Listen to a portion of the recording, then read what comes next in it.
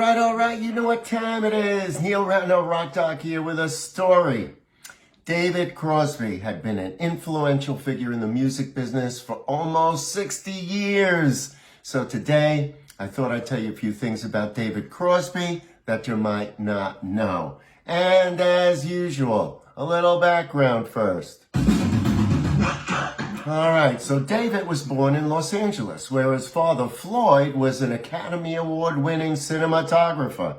Now, Crosby briefly studied drama at Santa Barbara City College, but dropped out to pursue a career in music. And in 1964, Crosby joined a band with Roger McGuinn and Gene Clark, which after the addition of Chris Hillman and Michael Clark became the group The Byrds. Now, by 1967, Crosby and his bandmates were not getting along at all, which was made worse when Stephen Stills asked David to play a set with the Buffalo Springfield at the Monterey Pop Festival because Neil Young never showed up. All right, now, a short time later, Crosby left the Byrds, and since the Buffalo Springfield had broken up by then, he and Stephen Stills began meeting informally and jamming together. Now, one night, Graham Nash, who was in the band The Hollies, joined in, and he was so impressed with the harmonies that the three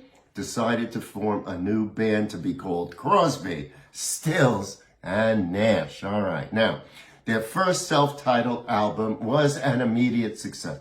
I remember that album, man. I loved it, and I know a lot of other people loved it too. Sporting a couple of hit singles and receiving key airplay on the new FM radio format. In 1969, Neil Young joined the group, and with him, they recorded the album Deja Vu, which peaked at #1 on the Billboard 200. Then, on September 30th, 1969, David Crosby's longtime girlfriend, Christine Hinton, was killed in a car accident. Only days after Hinton, Crosby, and Debbie Donovan moved from Los Angeles to the Bay Area. David was devastated, and although he was using drugs before, that started a much more intense period of drug usage for Crosby, and as we all know, I mean, he went through years of heavy drug usage. He was one of those guys who I thought would never get straight, but then he went to jail, he got straight, and, the rest of his life, he was quite productive, and I was very fortunate. I got to see him a couple of years ago as a solo act up here right down the road at Levon's, and it was great. I really appreciated having to do that. All right, so he started to use drugs after his girlfriend was killed in the car accident, but he still managed to contribute the song Almost Cut My Hair and the title track Deja Vu of the album. After Deja Vu, though, things went kind of downhill, and after the release of the double live album Four-Way Street, the group went on a temporary hiatus to focus on their respective solo careers. All right, now, the core trio of Crosby, Stills, Nash remained active from 1976 until 2016, and Crosby, Stills, Nash, and Young reunions took place in each decade from the 1970s through the 2000s. In 1971, David released his first solo album, If I Could Only Remember My Name, featuring contributions from Graham Nash and Neil Young, Joni Mitchell, and members of the Jefferson Airplane, Grateful Dead, and Santana. They were all friends out there, particularly in the 70s. It was quite the scene.